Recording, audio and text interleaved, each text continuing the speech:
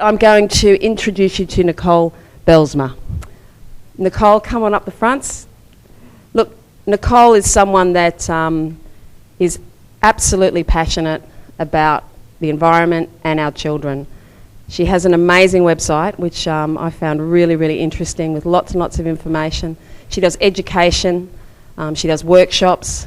She's actually, have you written one book? Have you written more than one book? I've got the next edition out. Okay, and she's got the second edition of her book out. And Nicole was absolutely honoured and excited to be here, and has been absolutely wonderful in the preparation coming up for today. And I really promised her that I would only get this going, and at 9:05 she would definitely have you all to about 10:15. So thank you very much, Nicole, for being here. Well, thanks for giving me an opportunity to speak today. What I'd like to do is to provide a background of myself, and more importantly, what's going on in relation to the exposure levels to our children. My name is Nicole, and there's two reasons why I got into environmental medicine. The first of those is when my husband and I moved into our first home in Warrandyte. We experienced insomnia or sleep disturbances from the moment we moved into this particular home, and then within a period of 7 years I experienced 10 miscarriages. After seeing numerous specialists both in IVF, obstetrics, haematology, etc., no one was able to provide a reason as to why I kept miscarrying. It wasn't until a reproductive immunologist in the US who was able to pick up that my immune system was the problem, and was able to provide a course of treatment in order to ensure that I could carry successfully. And as a result of that, I had my twins, the Sydney and Flynn, which are on the right there. Secondly, the second reason I got into environmental medicine was I started to notice a very strong connection between many of my patients' illnesses and their homes. I'd been working as a naturopath and acupuncturist for 15 years, and I lectured in a variety of those modalities at several of Melbourne's tertiary institutions. And during this time, I started to notice very strong connections. The pivotal point for me came when I had a mother who had two boys, 5 and 7 years of age, with chronic respiratory tract infections since birth, multiple ear infections, etc. And she'd seen numerous practitioners to no avail. During the time I was prescribing herbal medicines and nutritional changes, and that improved their symptoms by about 50%. But when the boys stopped the treatment, the symptoms would come back. About 6 weeks into the treatment, the mother rang me and said, "Look, I'm just about to run out of the tincture. Is there any way you can deliver these herbs? As I know the symptoms will come back otherwise." So I went to this beautiful multi-million-dollar home in Malvern, and the moment I stepped foot in the door, I could smell mould. And I asked the mother, "Is there a mould issue in this home?" And lo and behold, when I walked into the boys' room, there was aspergillus, which is a black fine mould found in many of our homes throughout Australia. I walked out of there a completely different practitioner, because I started to think about how many of my patients I had seen, particularly those with autoimmune disorders, particularly chronic fatigue syndrome, multiple chemical sensitivities, who I knew had seen multiple practitioners before they had seen me, and I was unable to help them either, simply by changing their diet. So I started to ask my patients about their home, and I started to walk into their home. And I was amazed how often their home was either contributing or outrightly causing many of the disease states that I was seeing in clinical practice. As a result of that, I then embarked on research to see what other countries were doing about the issue of indoor air quality. I did a grad dip in Occ Health and Safety at RMIT, and my paper was on indoor air quality and what we're not addressing in occupational health and safety. And I was amazed at how much research was available about the problems with indoor air quality, the various hazards that can contribute to poor indoor air quality, the fact that it's happening a lot in our own homes, and the statistics on this from reputable organisations like the US EPA, the Environmental Working Group, various parts of the European Union, etc. So I then set about to develop get the research together and get a lot of other experts in the fields of electromagnetic fields together, and develop a nationally accredited course referred to as building biology, which I'll talk a little bit about at the end of this talk. Despite the fact that children are more susceptible to environmental hazards, there is very little legislation, national program, policy agenda, or organisation that specifically addresses children's environmental health in Australia. We know the number of chemicals on the global market is approximately over 143,000, with 38,000 listed for use in Australia. We know there is a lot more of this in Australia because NICNAS acknowledges that the volume of chemicals currently in use in Australia and the number of chemicals is essentially unknown. This is just a rough figurative figure. We know, of course, that asthma and other allergic disorders have dramatically increased in the second half of the 20th century. I mean, as a mother with 3 young children, when they started to go to kinder, you have very strict protocols now as to what foods you can bring to the kinder program because, you know, there might be a child who will have an anaphylactic reaction to some nut allergy, etc. When I grew up in the 60s and 70s as a child, I didn't even hear of peanut-free schools. Now they're so ubiquitous throughout our society that we need to start looking at what has happened in the last 40 years that has essentially made our children so much more susceptible to these allergens. Is it as a result of the hygiene hypothesis, that the use of strong chemicals to get rid of bacteria and these normal microorganisms that these children should be exposed to as part of their growing up to prime their immune response? Is it other things like this which we'll explore today? What I really want to do today is look at why children are not little adults, which is really a summary. Why children are the canaries in the mine.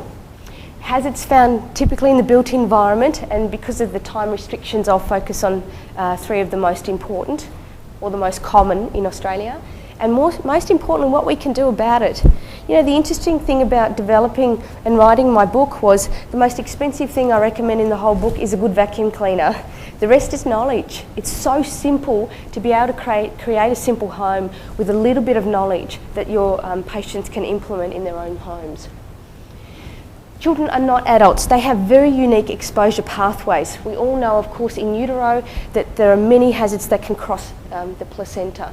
Lead, mercury, PCBs, which are still so ubiquitous in most adults that have been tested, even though they have been banned since the 1977. Alcohol, brominated flame retardants or PBDEs, alkyl phenols, DES, of course, diethylstilbestrol, and thalidomide as drugs used for treatment for women in miscarriages, etc., and of course electromagnetic fields. Breastfeeding, a lot of the lipophilic chemicals, many toxins, the great majority of toxins in the environment are actually lipophilic, which means they do cross and get into the breast milk. And of course, at the end of the food chain is the baby. Gone are the days where we realise that the breast milk or the placenta protects against the unborn child. That certainly is not the case anymore. Many times we know that the amount of toxins in the child and the baby particularly can be much greater for their body size than the average adult as a result of the body burden of chemicals. So just looking at that for a minute, what we need to bear in mind is weigh up this whole issue of what's the relative protection of your breastfeeding. Yes. To the toxin load of the parents. So we just need to be careful we don't throw out, as it were, the baby with the bathwater here. So bear that in mind. Not for you, everyone else I'm saying. Yes, of course. I mean, can you imagine a day where we actually recommend women not to breastfeed because their body burden or their toxic load would be so high? It would be horrific. Which is precisely what's happening with HIV. There are a lot of people who, if a mum is HIV positive, will recommend that they not breastfeed, and yet the evidence actually is that they have a greater level of protection. Yes. And that's an interesting one. The World Health Organization has indicated that breast milk is actually an interesting and important indication of the level of environmental contamination in the world. Secondly, children have this exploratory behaviour, hand-to-mouth activity, which means they can ingest a huge amount of dust particulates compared to, of course, adults. Now, what's in dust? Dust contains a plethora of different agents, from microorganisms to VOCs or volatile organic compounds such as pesticides, flame retardants, solvents, to things like, of course, food and furnishing debris, etc. So dust really is a plethora of many different agents. An allergy to dust could actually be an allergy to also chemicals and microorganisms and fungi and other things like that. Increased inhalation of contaminants. We know that they breathe more air because their metabolic rate is so much higher than an adult, therefore their oxygen demand is increased, so their respiratory rate is significantly increased.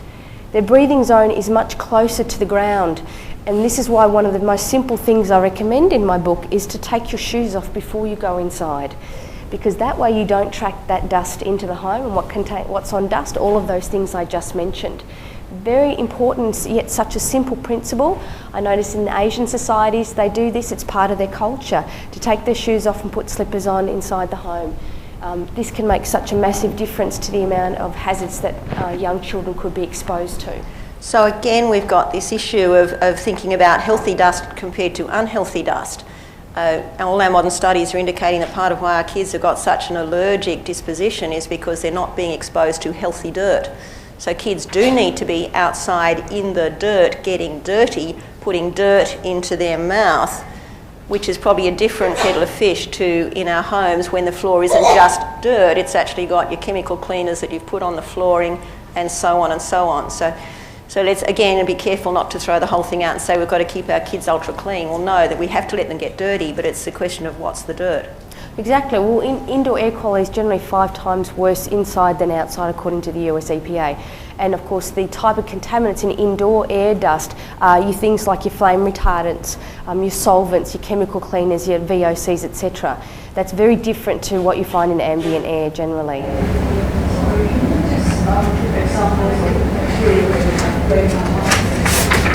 Flame retardants are found in most of your furnishings. Yeah, so all your urea foam formaldehyde furnishings, anything with foams, etc., are very common. Carpets, most of your flooring apart from timber will contain your flame retardants in it. Clothes, of course, yes, can as well. Yep. Longer life expectancy. Development of diseases with a longer latency period. This is of a concern. The Russian National Commission for Non-Ionizing Radiation Protection are very concerned about the effect that young children are using mobile phones, and because they're using them for much longer periods of time than the average adult when we were exposed to them in the last 10 years or so, this has serious ramifications for the type of diseases that may develop. Longer exposure to chemicals and radiation. And of course they don't have the capacity to recognise danger up to a certain age because of their inability to read. They are more vulnerable to xenobiotics. As we know, children are in an anabolic state, which means they need more calories and water. They're geared to absorbing nutrients far more efficiently. This is particularly a concern when it comes to lead, because they will absorb a significantly more amount of lead when it's ingested than the average adult. The adults will ingest 5 to 20%. Children will ingest 40 to 70% of ingested lead because they are geared towards absorbing more efficiently. We know phase 1 and 2, the cytochrome P450 enzyme system involved in liver detoxification is significantly compromised, and we know the glutathione conjugation pathway in phase 2 liver detoxification is also compromised when it comes to liver detoxification in children. The blood-brain barrier, of course, is not yet fully developed, and they have a reduced glomerular filtration rate. So is this proven that the phase 1 and phase 2 is sufficient? Yes. Yes, it is. That's Ginsberg from 2002. Developing system. The immune system and, of course, the respiratory system is still developing. There are many developmental immunotoxicants, including chlordane, the pesticide, lead, and, of course, diethylstilbestrol. In the respiratory system, the growth and development is not complete until almost the age of 20. And they are very susceptible, of course, to environmental tobacco smoke and mycotoxins found that are released from some types of fungi. Number 8, critical windows of development. That at certain stages of their development, both in utero and afterwards, they're very susceptible to certain types of chemicals, particularly the endocrine disrupting chemicals, which are found ubiquitous throughout so many of our household products, that this is a huge problem. There's an excellent website, criticalwindows.com, which looks at the different stages of in pregnancy as to which chemicals can affect their development at which stage of the pregnancy. Myth. There's a consumer myth. It's on the supermarket shelf, so therefore it must be safe. I can tell you that certainly is not the case. At least 80 to 90%, depending on which research you look at, indicates that of the 10,000 ingredients in household products have not been tested for their impact on human health.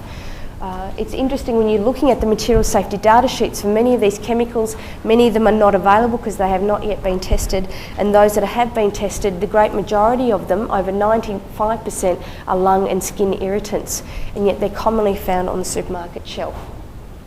The European Union, through the REACH directive, is attempting to address this by starting to analyse the ingredients in the household products, but this is taking a very long time to do this.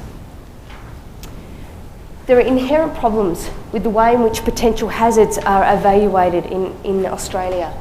And firstly, setting a safe level of chemicals in consumer products is meaningless because it does not account for the total exposure to thousands of chemicals found in multiple products, let alone those found in our air, our food and our water.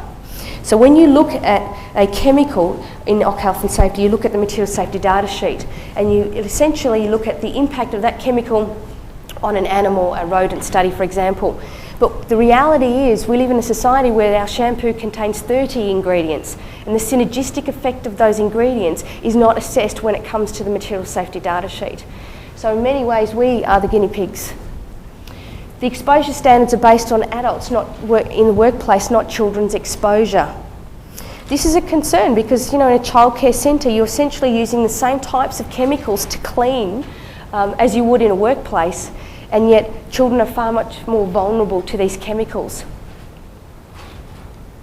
There is little data on the health effects of chemical synergy, and that is a huge problem. As I indicated, a good example would be sodium lauryl sulfate, a surfactant used in many of your body washes, car cleaners, shampoos, etc. When it combines with TEA or triethanolamine, which is found in many shampoos, for example, it can form a nitrosamine, which is a known carcinogen. So when you look at the material safety data sheet for sodium lauryl sulfate, it is not a carcinogen, but when it combines with other chemicals with amines, it can be. And of course, you will not see that on the data sheet. It does not take into consideration the impact of environmental endocrine disrupting chemicals found in thousands of consumer products. There's been a huge movement of the impact of BPA on children's development. Denmark, Canada, France have banned it from children's products. Australia as yet has not legislated for BPA free. However, many of the large retailers have voluntarily phased it out of their department stores, which is a good thing. Unfortunately, when you look at the data, a lot of the BPA-free products are also showing concerns in animal studies. So what manufacturers are doing is that they're reacting to the public's concern, but instead of investigating the polymers they're using in the BPA products, they're just putting it in and saying it's BPA-free, when in fact those polymers could also contain endocrine disrupting chemicals. And I'll talk a little bit about that in a moment. The cleaning product industry is fundamentally self-regulated. My husband and I sold our house to create a cleaning product range for kids with chemical sensitivities and skin sensitivities, and we were shocked at how little was required in relation to, there was no restrictions as the type of chemicals we could put in our products. Apart from a labelling issue for the volume, it was unrestricted as to what we could put in our cleaning products. It does not account for the fact that the breastfed infants are at the end of the food chain. And as I indicated, most of the toxins found in the environment are lipophilic, which means that they're going to cross into the breast milk. There's a rapid increase in online shopping. Now this is a concern because what happens is that any regulations we have in this country are bypassed. When shipping containers come in, we don't have the resources to check every shipping container that hits our shores, so essentially it gets into the consumer market, people buy the products, and in fact those products could actually be not be allowed to be manufactured in Australia, but because we don't have the resources to check all the shipping containers, we essentially get products into Australia that could be hazardous. And a great example of this is lead in toys.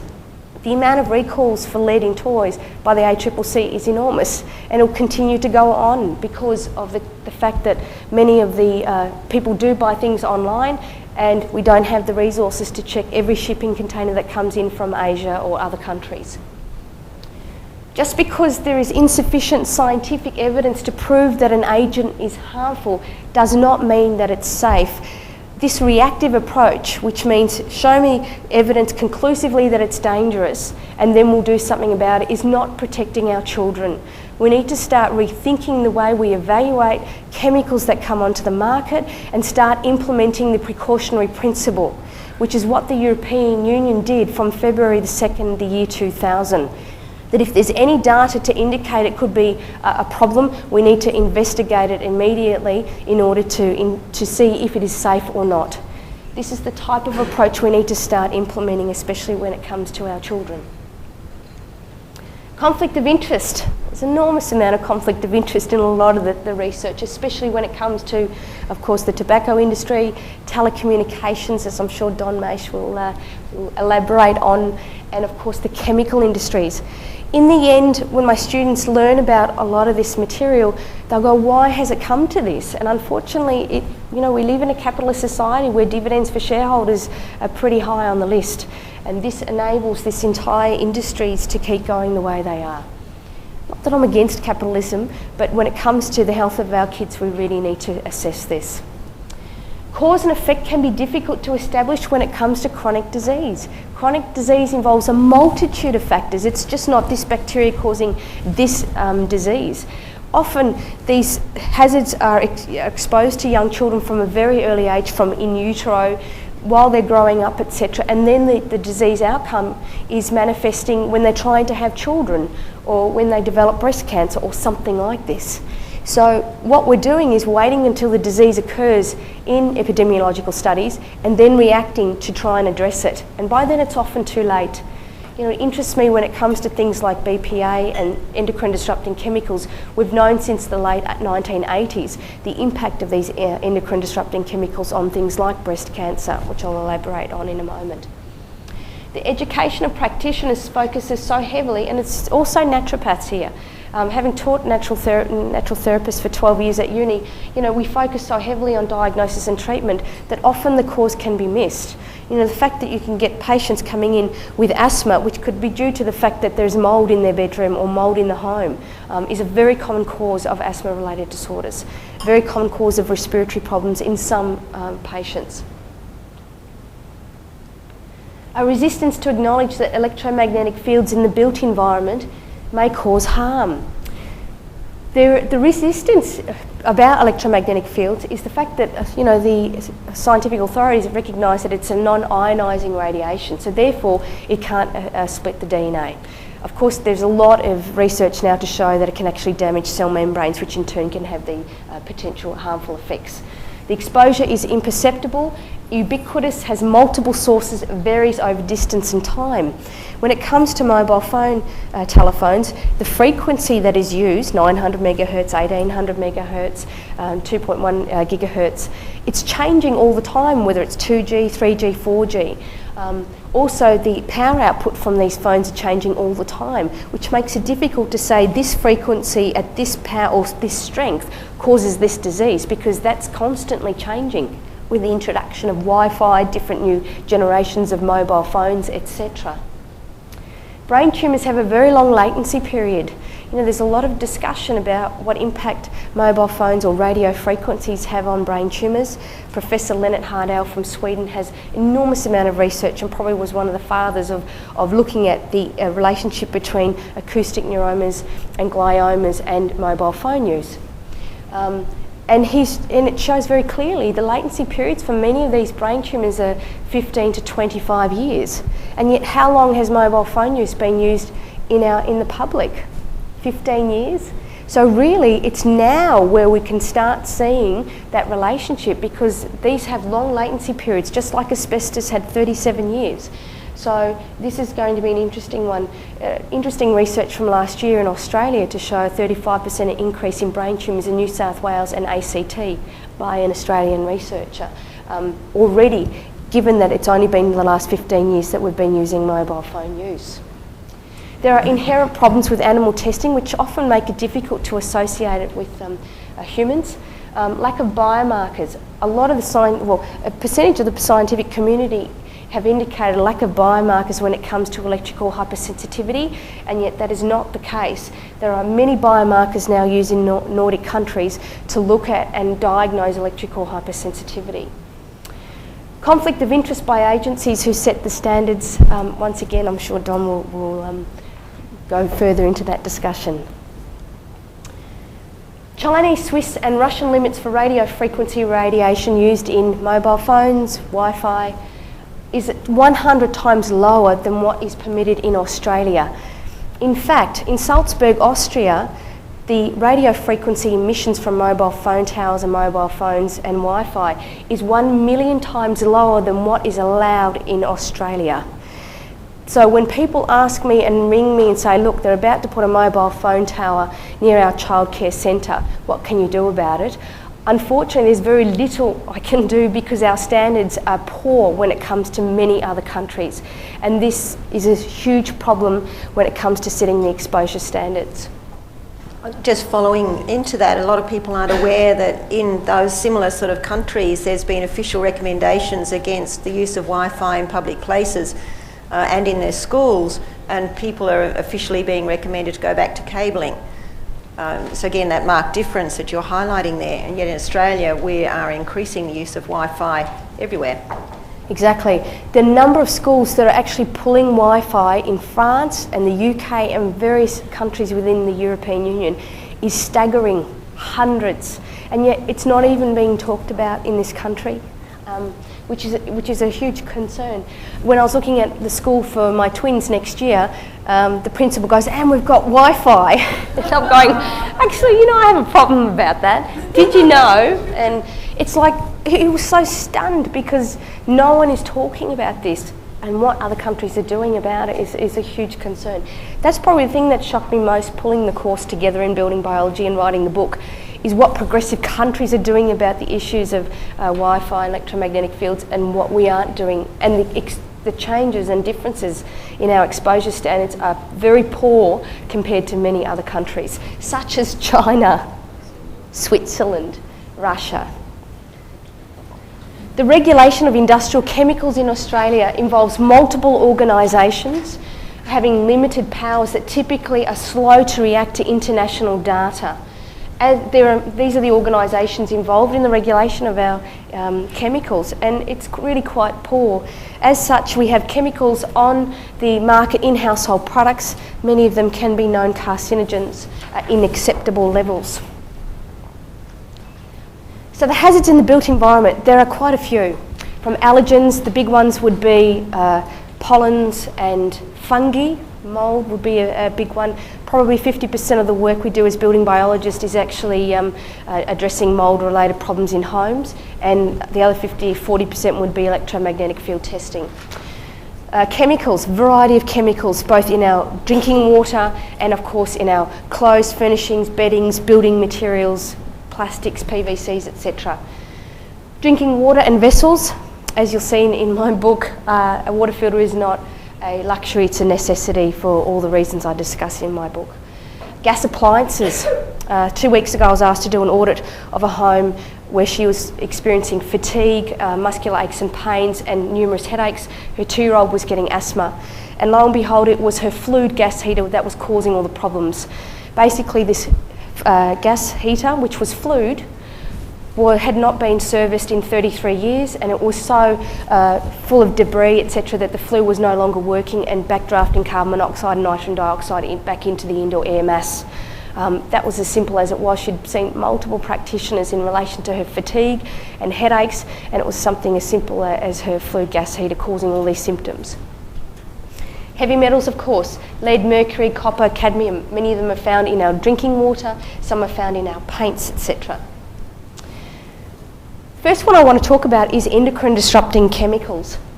The timing and duration of exposure, and not just the dose, that makes endocrine disrupting chemicals so potentially harmful to our children. Now, in 1987, 2 cell biologists at Tufts University were investigating the relationship between breast cancer and oestrogen. And they had a whole lot of test tubes. They added breast cancer cells to all of them, and then they added oestrogen to half of them. And of course they found that the breast cancer cells multiplied when oestrogen was added. What they didn't expect was that the breast cancer cells in the test tubes where oestrogen had not been added were also multiplying. So they repeated the study several times and eventually looked at what was in the plastic test tube. It was a polystyrene-based test tube. And they found a chemical called nonylphenol, which is an endocrine disrupting chemical, which they later discovered was causing the breast cancer cells to multiply. So it was in the late 80s that we started to realise that there were such things as endocrine disrupting chemicals that could have impacts on the body.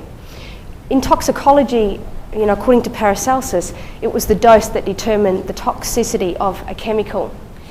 However, with endocrine disrupting chemicals, that doesn't really apply because the lower the dosage, often the greater the response by the body. The endocrine system is geared towards reacting to very, very low levels of chemicals, even in the parts per billion.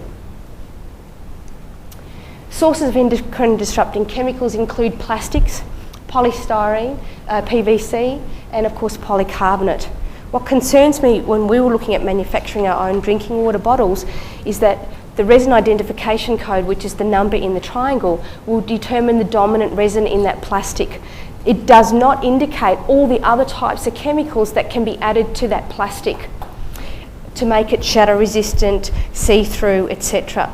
And when we were looking at developing this, our Asian supplier indicated that it is standard practice to add many other resins and chemicals to the plastic apart from the resin identification code, which is the number, or the recycling number as some people refer to it as. Polystyrene, of course, still ubiquitous in many of our products, particularly takeaway food containers and things like that. PVC, a real problem with tank water. A lot of people have PVC downpipes for their tank water. And PVC can be quite a problem. Polycarbonate, of course, was the one associated with the BPA issue, polycarbonate baby bottles. Polycarbonate is typically found in a lot of the office water bottles. And in fact, you often see, shouldn't mention names, polycarbonate office water bottles on an open truck exposed to UV where it's breaking it down into the water supply, and then it goes to the office where you have small amounts of potentially endocrine disrupting BPA into the water supply. That's a problem. Fragrances. The Environmental Working Group has done quite a lot of research in terms of the concern about endocrine disrupting chemicals in fragrances. And where are fragrances? The question is, where aren't they? You've got them in perfumes, you have them in cleaning products, you have them in personal care products. They're ubiquitous in so many products, aftershaves, body lotions, they're everywhere. And yet the research has indicated that up to 70% of fragrances could contain endocrine disrupting chemicals. So one of the most important things I recommend in my book is for especially the most vulnerable children, pregnant women, etc., is to avoid a fragrance in any of their products. Endocrine disrupting chemicals are typically used in surfactants or detergents in many of our household cleaning products and personal care products like shampoos, and in some types of preservatives. So as you can imagine, perfume, air fresheners, some types of personal cleaning products with fragrances is something I don't normally recommend. Bisphenol A, of course, many of you are already familiar with that, typically found in polycarbonate plastic. Food tins. The Japanese in 1998 actually voluntarily phased out epoxy resin lining BPA in their food tins in 1998. It's interesting that it's still typically found in many of the food tins on the Australian market, and we're not really addressing this or even looking at this issue, despite the fact that Japan has already addressed that in the late 1990s. Which ones have it in? I couldn't tell you. No, you'd need to ring up the manufacturer like Heinz, etc., and see whether they do use that epoxy resin or not. You can't tell by, because some look kind of white on the inside. Yes. Some don't. You can't tell by that. No. CDs, dental sealants, of course, paper products, cash receipts, the receipts from the supermarkets often lined with BPA, etc. So it is so ubiquitous. I mean, BPA has a very short half-life of anywhere from 6 to 24 hours, and yet it's found in so many adults because it's in so many of our products. So what was the last item? Did you say Cash receipts. Receipts from the supermarket. Sorry. Cashews. Polychlorinated biphenyls, of course, were banned since the 70s, and yet they're found in so many in the body burden of most adults. Non-stick cookware, Polyfluorinated octanoic acid, or PFOA. DuPont has indicated that they are going to phase this out of their non-stick cookware. It is a concern because it's found in so many adults who have been tested. And it's something that I'd suggest that people avoid using, instead using cast iron or stainless steel cookware where possible. Waterproof applications, waterproof clothing, microwavable food items, carpets, mattresses, furnishings can also contain endocrine disrupting chemicals. And of course the pesticides, the organochlorines and DDT, etc., can also be an issue. 96% of pregnant women tested had BPA in their blood. Health effects, everything from reproductive changes, hypospadias, a lot of the Danish have done some interesting research on that, the reduction of the anogenital levels, infertility, early puberty, low sperm count, behavioural disorders, increased risks of breast, cervical and prostate cancers, obesity. In fact, they've now coined a new term called obesogens, chemicals that can increase the risk of obesity, and of course many of these are endocrine disrupting chemicals. Diabetes and heart disease. So I've listed the references there. As I indicated, in 1998, the Japanese voluntarily replaced BPA in food and beverage cans with a PET, polyethylene terephthalate lining, because of health concerns. So recommendations, avoid tin food. Obviously, there's so many recommendations we can make when it comes to the diet that a lot of patients can be overwhelmed by the amount of things they need to consider when it comes to their food. But one of the best recommendations is to stay away from processed food as much as possible.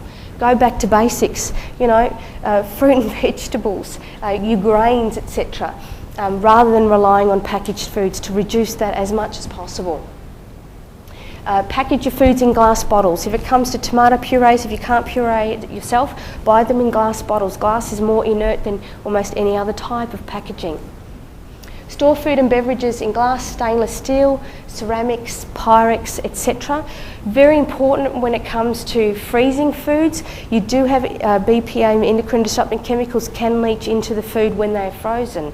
Also, of course, when you heat plastics, the hotter they become, the more the leach. So it's very important that you do not heat or cool any types of food or beverages in plastic. Avoid air fresheners and fragrances.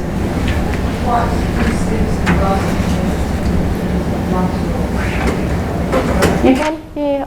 I store all my, freeze all my foods in glass. Yep. It has a plastic lid, but the food's not contacting the lid, and it's normally a PET or polypropylene plastic lid. Yep.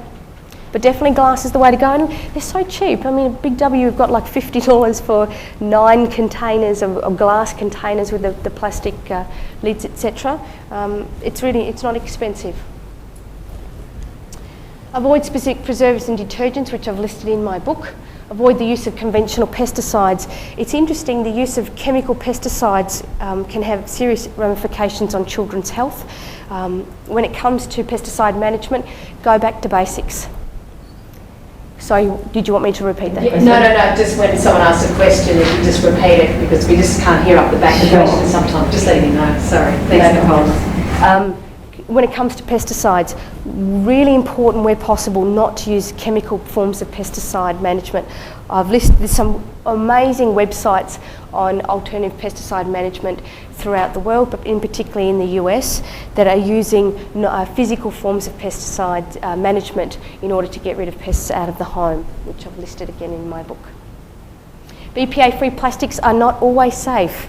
As I indicated, many manufacturers are reacting to BPA-free by putting in monomers that they're not testing, but they can say it's BPA-free. There is a monomer called bisphenol S from the same family, which is used instead of BPA in some types of plastics. And in rodent studies, it's indicating that it also has endocrine disrupting effects. So it's really important. I really feel that we need to go back to basics and go back to what we did in the 60s and 70s and store things again. Paper bags, where are they? And things like your glass. Waiting for high levels, the next issue I wanted to address was electromagnetic fields.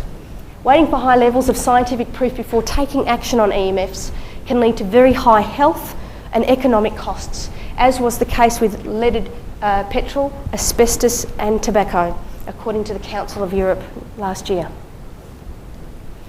Sources of electromagnetic fields. This is a complicated area because electromagnetic fields that affect the built environment come from various sources. The first one is in the building, wiring and appliances. Most of the time, this will never be a health concern unless people are spending time in high magnetic fields. Now, in the late 1970s, 1979, Wertheimer and Leeper were investigating the relationship between childhood leukemia and trying to look at potential causes. And what they found was, before the whole issue of privacy laws, is they'd got this list of children who developed leukemia in the States, in a particular state within the US, and they went to their homes to see if they could see anything that could be contributing to the leukemia. And what they found is in the great majority of these children that they were living within a certain distance from high voltage transmission lines. As a result of that research and further research that came on as a result of that, the World Health Organization in 2002 listed magnetic fields as a possible carcinogen. So when it comes to the building, wiring and appliances, as I indicated, most of the time it won't be a problem unless the patient is spending time in high magnetic fields, and that's likely to occur as a result of the meter box. Now, I indicated and started this.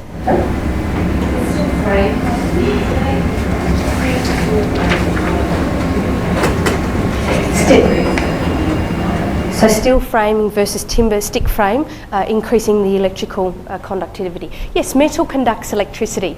A stick frame or a metal frame home isn't going to be an issue because it won't be a source of electromagnetic fields. The issue we find as building biologists is when we go to a home that has a metal frame, that if the wires are close to that, it can cause capacitance coupling, which means that the electric field is bounces onto the metal frame and then it magnifies it, so that can be an issue. There's a lot of issues with metal frames we have as building biologists, which is why we don't recommend it, such as thermal bridges, condensation, mould related issues. It also creates like a Faraday cage. If you have a concrete slab with a metal frame and a ColourBond roof, you're essentially not exposing that family to natural terrestrial radiation, such as the Schumann resonance and the Earth's magnetic field, which is an important part of our evolution. So when it comes to building wire and appliances, most of the time this will not be an issue unless the client spends time near a high magnetic field. Now, I mentioned at the beginning of this talk I had 10 miscarriages, which I believe arose from sleeping near on the other side of the meter box. My husband and I developed insomnia within the first night we moved into the place, and over the 7 years had all these miscarriages. So it was interesting that a reproductive immunologist in the States was able to indicate something had triggered my immune system to wipe the fetus out as if it was a cancer cell, in want of a very special, simple way of looking at what was going on with me. So once we realised this, we actually relocated bedrooms, and I subsequently had my children. Another one that relates to that is people who've got a power point directly behind the bedhead. And that, for a lot of people, you'll find that can be a symptomatic cause of problems as well. Not as strong as having a meter box, but it's still an electric flow, electron current. Is that not working? Electron current immediately underneath and behind the bedhead. Yes, with the power points, most people won't have an issue with the power point unless they're electrically sensitive. And what we're finding is patients who have electrical hypersensitivity is that they're naturally pulling their bed into the middle of the room because they're away from the electric field, which as a result of 240 volts, 50 hertz frequency, it drops off by about 1.2 metres. So they're often putting their beds in the middle of the room because suddenly they're sleeping better just through a process of deduction. The power point itself will not be a source of magnetic fields unless it's in use and there's current. So when you put the appliance in and the appliance is working, that's when the magnetic field is generated. Yeah, exactly. I mean, the people who've got their lamps on either side, they've got their digital clock radio, and it's all hooked into this power point that's underneath their bed, and it's operating all night, and they're charging their phones by their bed, all from this same power point that's under the bed. Yes, and the digital clock radio emits a high magnetic field, very high. A lot of your digital clocks emit magnetic fields in excess of 30 to 40 milligauss or higher. The World Health Organization indicated anything above 4 milligauss is associated with a doubling in the incidence of childhood leukemia. So when you've got a meter box smart meter generating in excess of 100, 200 milligauss, that is a concern and such a simple question to ask your patients. The bedroom is considered to be the most important area that we assess as building biologists because you spend the most amount of time there. So looking for appliances immediately around the bed and anything that draws a lot of current is a concern that needs to be addressed. Electric blankets, yes. Don't start me on electric blankets. Electric blankets. The interesting thing is electric blanket, if you've got it plugged in at the wall on, even though it's not heating, your body voltage will increase enormously just by sleeping on it. So during the summer months when the electric blanket's not heating, you're exposing yourself and increasing your body voltage considerably because the electric field is still created. Not good. Electric blanket's not good. So building wiring appliances are generally only an issue if people spend time in the high magnetic fields. And the main sources will be your meter box, smart meter, the fridge, the back of the wall of the fridge. The amount of children and babies that we go in to do audits for who aren't sleeping very well, only to realise their cot is on the other side of the wall of the back of the fridge. Of course, the motor kicks in and out during the night, and when, of course, it's cooling, it's generating a high magnetic field, which can be an issue. You've mentioned a couple of times about electrical hypersensitivity, and you said that there were some biomarkers. What are they? Yes, I've actually got the information here, the biomarkers for EHS. Heart rate variability and bandwidth, microcirculation, laser Doppler imaging at the earlobe, active electrical skin potentials, pulsed echo Doppler brain scan, an increase in blood stress proteins and a decrease in urinary melatonin, lymphocyte chemical sensitivity, neurochemical marker antibody evaluation, an increase in skin conductance, and in tests for skin sensitivities, photodermatology. So I can give you this. This is a new paper that came out last year. Very interesting as a summary for electrical hypersensitivity and what Nordic countries are doing to address this. As you know, Sweden recognises electrical hypersensitivity as a functional disability, and they're making huge headways in terms of addressing this issue. Thanks. Telecommunications, mobile phones, cordless phones, Wi-Fi and smart meters. As I indicated, our exposure standards suck, for want of a better word. They're quite poor when compared to many other countries. The use of mobile phones, as you know, these brain tumours have long latency periods. So arguing whether they're going to cause problems or not, 5 years after the general population are using them is almost futile. Often, obviously, the research conducted by Professor Leonard Hardell particularly has been quite instrumental in starting to look at the impact of this on the human brain. Question. You see more and more in water towers. There's like 5 or 6 mobile phone towers on top of the water towers. Can you comment on that? I'm not quite sure what the question is in relation to that. What's happening to the water? Because if you look at Professor Emoto's work, where Yes. he says that water changes depending on what you expose it to. So now you have this huge water tank for the town or the suburb, and there's about 5 or 6 transmitting towers on top of them. Yes, that's an interesting question that I'm unable to answer. I was hoping someone can. So cordless phones, many people don't realise cordless phones use the same frequency as mobile phones.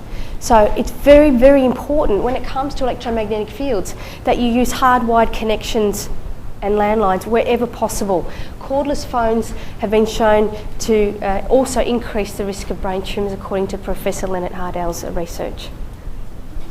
With landlines, the new generation landlines are very powerful because at work they put in new phones system and it's landline connected, but every time I use it I get a pain, earache. So I reckon it's sus. So it's a landline, it's wired to the building wiring. I don't know, I don't understand the technology. It's not cordless. It's not. They're cordless phones for the staff. Because I work in an aged care facility. There is the landline, and there is also the cordless phones for staff to walk around with. Those I don't touch. Yep. But the landline, I don't like using it at all. Okay. It's quite different from the previous landline, which was fine to use. Yes. This one is not good. Okay. Well, I can't. Yes, exactly. Lots to answer for when it gets. Wi-Fi and smart meters. Interesting amount of research coming out now in terms of the impact of radio frequencies on human health, particularly in relation to smart meters. Why? Because smart meters, you don't have a choice. You can have a choice to pick up a mobile phone and use it. A smart meter, you can't. It's using essentially the same radio frequencies as these other telecommunications, and this is the concern. A smart meter is a device that is actually replacing the old metering system. So your normal conventional meter box is being replaced by smart meters, which means you don't have meter readers anymore, which means that the smart meters eventually will be communicating with your appliances inside the house so that the utility can switch off your air conditioner while you're at work or while you're elsewhere to save energy, etc. I mean, all this focus and hullaballah on energy efficiency and saving energy, when you look at the adverse health effects and what other progressive countries and doctors are doing about this is a concern. Yep. Radon. Interesting, radon is the second most common cause of lung cancer in the world according to the World Health Organization, and few people have heard about it. Radon is a big issue in America. It kills about 21,000 US citizens every year, and it's as a result of living above a uranium deposit.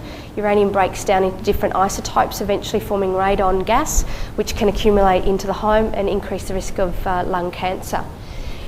2 years ago, Geoscience Australia got a helicopter with a Geiger counter to check the radioactive levels around various parts of Australia, and they developed the radiometric map, which I've listed in my book. A very good map to look at high areas of high radioactivity throughout Australia, in order to determine if your patients could be susceptible to this. So radon is an interesting one. It's a huge concern in the US. In Australia, we've had one paper on it by Arpanza in 1991, which was just a survey that they gave out to 2,000 households randomly, which wasn't able to make any conclusions about its impact in Australia. But the geoscience map, the radiometric map, is well worth looking at because it'll show you where the hotspots are throughout Australia, and they are in every state. As I indicated, the World Health Organization classified radio frequencies on the 31st of May last year, used in telecommunications as a class 2B carcinogen, which means possibly carcinogenic to humans. Why? Because there's so much information and data there, they could no longer prove it was safe. And I think as a result of this, we need to start exercising caution and providing simple ways for your patients to make sure they're not exposed to these frequencies. Health effects. Childhood leukemia, as I indicated from the research from Wertheim and Leeper, were the first to start making that association. Breast cancer, gliomas and acoustic neuromas, neurodegenerative diseases like amyotrophic lateral sclerosis or Lou Gehrig syndrome, and Alzheimer's, and of course the whole area of electrical hypersensitivity. Risk management approach. The simple thing with EMFs is distance. I'm concerned at the amount of people who get shielding, thousands of dollars worth of shielding, which has either not addressed the problem or actually created more of a problem. Because if you start shielding a wall with metal or carbon fibres, what happens is if they have a wireless router in that house, it will now bounce back into that home.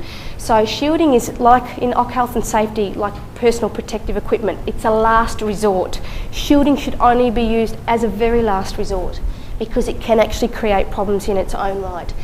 The beauty about the physics of radiation is that as the inverse square law, which is as you double the distance away from the source, you effectively reduce your exposure by 75%. So when it comes to any source of electromagnetic field, distance is the key. If the meter box is over here, either relocate the bed head to the opposite wall at least 1.5 meters away and it'll drop down to background levels, or relocate the bedroom to another area. So what we do as building biologists is go into homes and check to see where people spend time and make sure they're not exposing themselves to these high radio frequencies and extra low frequencies from magnetic fields. And it's that simple. Lead, just very briefly to look at lead. It's an interesting, this year the US Centre for Disease Control actually changed the intervention level for lead to 5 micrograms per decilitre. That's double what we currently have in Australia.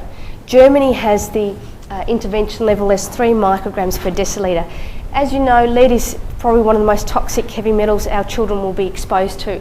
And it is so ubiquitous in so many of our homes because up until 1965, the lead content in paint was 50%.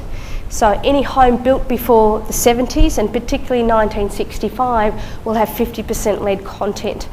It worries me the amount of programs on TV, the do-it-yourself renovation programs, where they do not emphasise enough the importance of checking for lead in the wall before they actually sand it back. And there's such simple lead test kits that patients can buy through hardware stores, etc. It's about $25 to check for lead paint in the wall. If there is lead paint there, then ideally you do not sand it back, you just paint over it.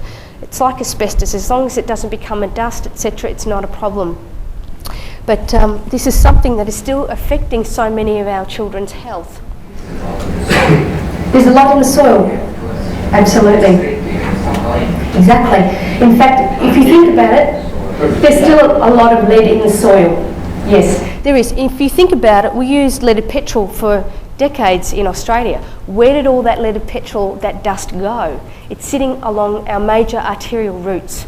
This is a huge concern for a lot of people with tank water. That's probably the big hazard I find with tank water, because the lead dust is somewhere, and if they're near major arterial routes, you need to check for lead dust that could be affecting their tank water supply.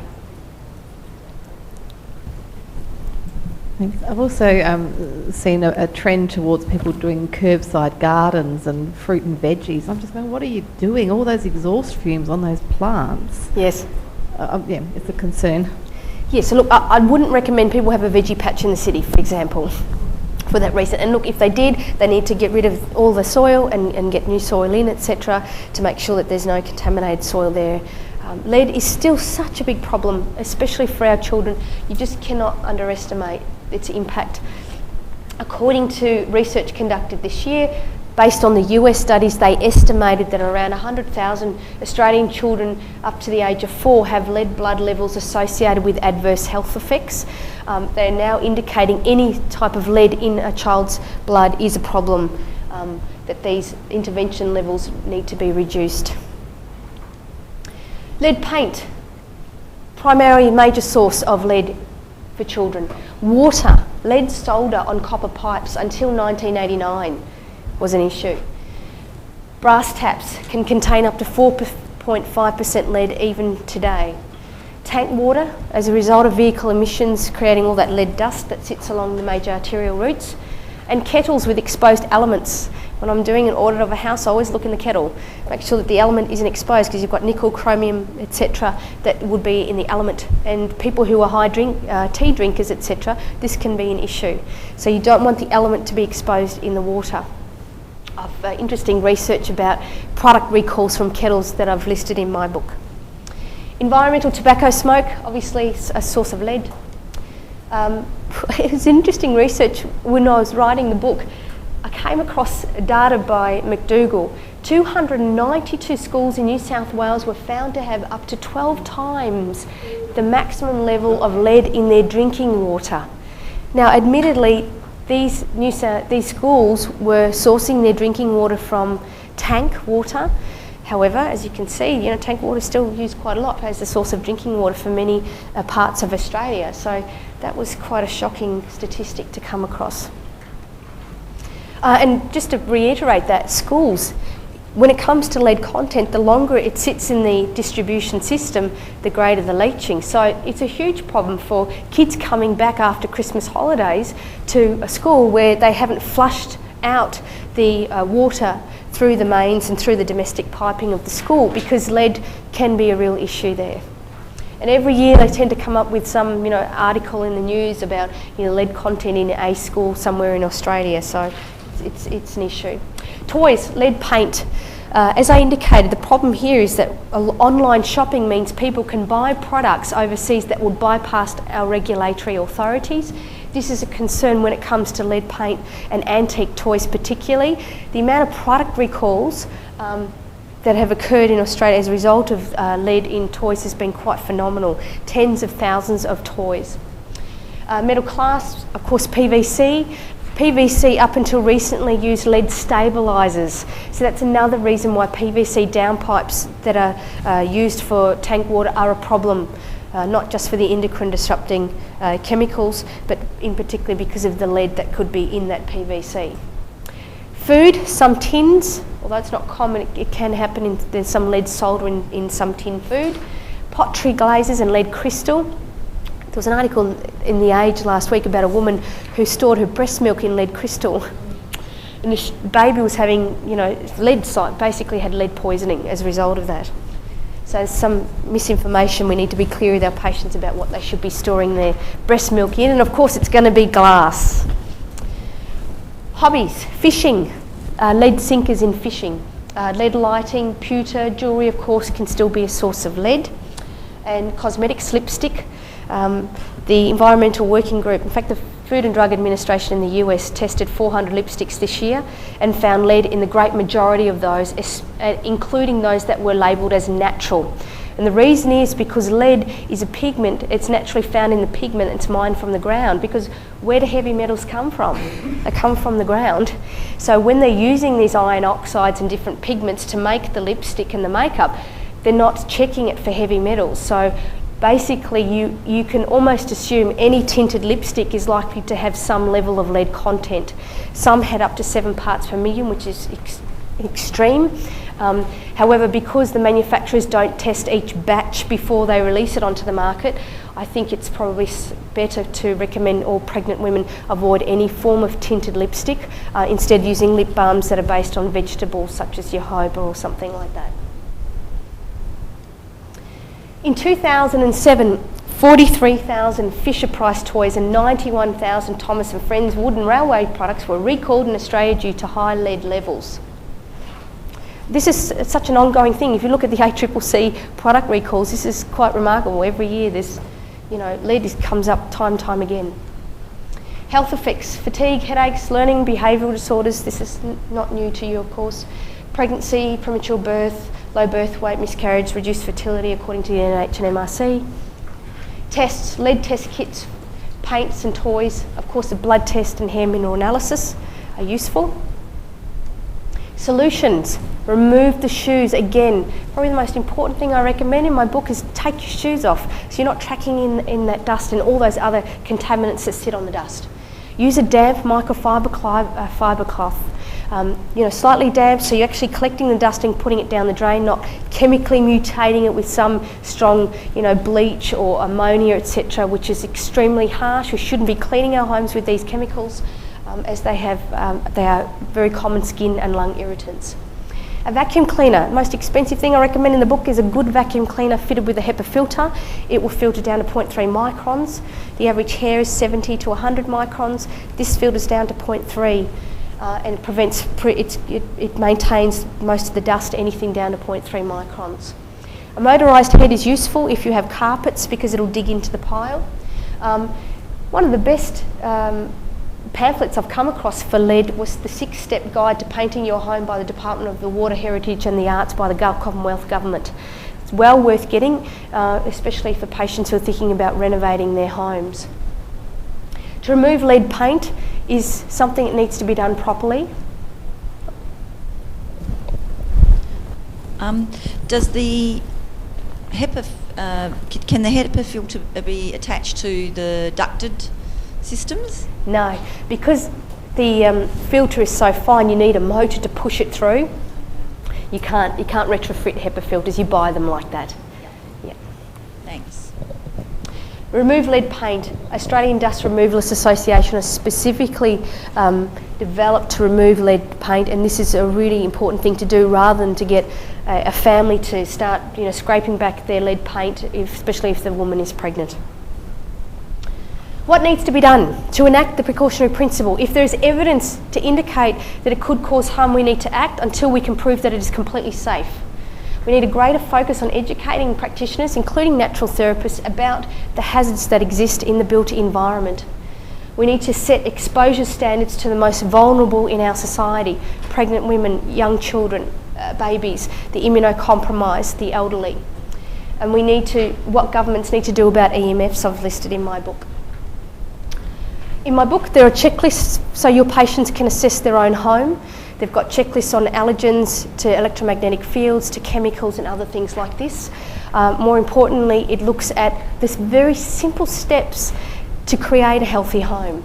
So things like really looking at what chemicals to avoid in shampoos and conditioners, how to reduce allergens, how you should actually get rid of dust mite by airing your mattresses in the best cleaning agent of all the UV from the sun, how often that should be done. So such simple principles that can be done that will make a difference.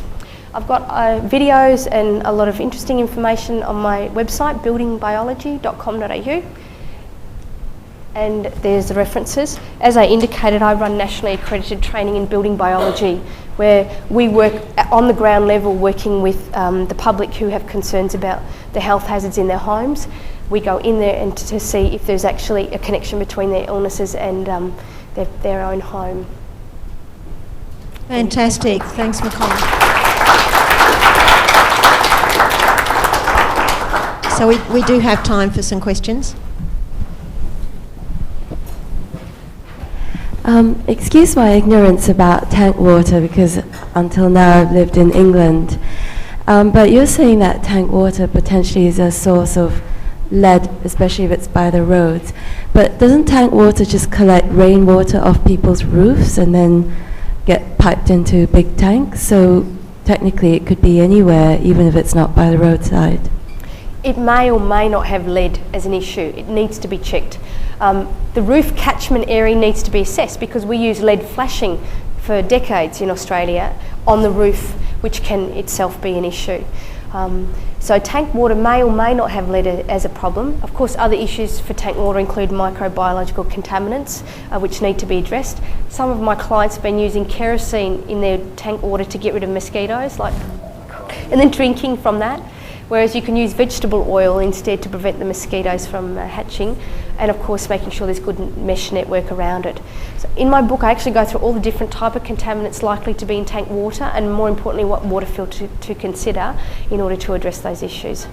So most tanks don't contain filters, or no? Okay. One common other one with your tanks is the zinc cadmium issue. So they're not always fantastic, your tanks. You've really got to have it checked. I've just got four quick questions. Did you say that it's not necessarily the tins that have the white lining that have BPA in them? I couldn't tell you what colour the tins that would have the epoxy resin containing the BPA in it. Right. I think the best way to know for sure is to ring the manufacturer and to determine what's lining their tins. Okay. Another one is around baking paper. You know, to wrap up children's lunch boxes, not the grease-proof, but what looks like plain paper. Do you know if that's an issue? Are there any chemicals in there? To be honest, my understanding of baking paper is it's paper with wax, that's lined with wax, but I haven't looked into that. So Okay. I need to look into that, yeah. And for those houses that do have lead flashing, what's your recommendation? Is it something you can paint over the lead to decrease the leaching effect, or? Lead flashing on the roof Yes. area, yes. Ideally to replace that. Mhm. Most of the time it wears with time anyway, so to replace that with stainless steel or something like that would be a better option. Okay, thank you. What alternatives do you have for PVC pipes if you're on a property? Polyethylene is much better. Polyethylene, PE, polyethylene or polypropylene are far better options instead of PVC, yes. So would you use a plastic tank? Plastic tanks are primarily polyethylene. Yes. But look, plastic degrades when it's exposed to sunlight, so you're still going to get resins into the water supply with a plastic tank, which can't be helped, unfortunately. Personally, I think, the more I look into all of this, the more I just go back to basics, back to glass, etc., wherever possible, and other things like that. So do you get polyethylene downpipes? I'm sure you can. Polyethylene downpipes was the comment. Hi, thanks for your talk. I've got a patient with chronic fatigue who has a lot of sensitivity to the energy saver lights in the workplace, and she's had huge issues in the workplace. Yes. So are there any references that I can then support her in her fight against her employer? Yes, look, that's an interesting one. Compact fluorescent light bulbs are a huge problem with people with electrical hypersensitivity. They emit all sorts of types of radiation, UV, dirty electricity, magnetic fields, etc., radio frequencies. They are probably one of the highest causes or contributing factors to many patients I see with electrical hypersensitivity. I have a light comparison chart now in my book now, which looks at the health effects of all the various types of lighting and which ones are better for people with migraines, Meniere's disease, epilepsy, who are sensitive to flickering, etc., and for people with EHS. LED is a better option for people with EHS, and ironically the compact fluorescent, the incandescent light bulbs are the healthiest of all the lighting. Of course, you can't find them anymore because it's all about the environment and the green, and I don't mean to be sarcastic, but I cannot understand that we've come as a society where everything is 8-star this, 10-star this, to the exclusion of causing indoor air quality that is getting worse and exposing our children to more health concerns, because now we have homes that can't breathe and we might as well be living in a plastic bag. Yeah. It is an absolute minefield, isn't it? I was just thinking we've got a reverse osmosis filtering system at work, but that of course stores the water in a plastic bottle before you then actually drink it, like the reservoir is plastic.